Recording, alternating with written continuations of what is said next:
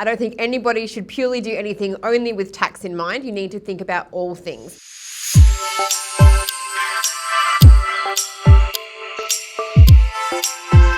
So we're with Michelle Maynard, a financial commentator from the Carbon Group, and once again we're talking about things related to property and taxation. So Michelle, sort of leading on from our previous discussion about negative gearing, positive gearing, should people make decisions to acquire property simply based on the taxation advantages?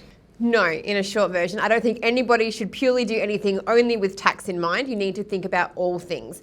So when you're looking at purchasing a property, whether it's negatively geared or positively geared, you need to look at how that's going to relate to your personal financial circumstances. You need to look at the return on the investment from that property. So what's the rental yield that you're going to get compared to what it is that you paid? What's the long-term capital growth looking like? Are you able to subdivide the property, and what are your options with it? So I think there are many things that should be taken into account when looking at an investment property, whether you're first or multiple. If you're building a portfolio, tax should never be your sole consideration. And we would agree with that, Real Mark, and I think it doesn't matter whether it's a commercial or residential property. I think the key motivators, and I'd be interested to hear your comment, should be what's the yield or the return on the property, and what's the likelihood of capital growth, be it through subdivision or just natural growth in the area.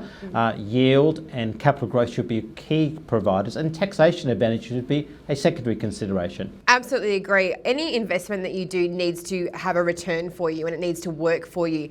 And that can be working at a negatively geared property, but the yield is what is important because of the long-term consideration. So I definitely think you need to get that advice about what the yield is and what that looks like for you and your personal finances, and what the property could do long-term. For some people, it would be smart for them to buy an apartment or a commercial property. Other people should get an older house on a larger block.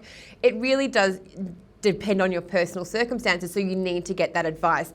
But tax should always play into that discussion, but it shouldn't never be your primary reason for making that decision. An investment in property is much bigger than just the tax consequences.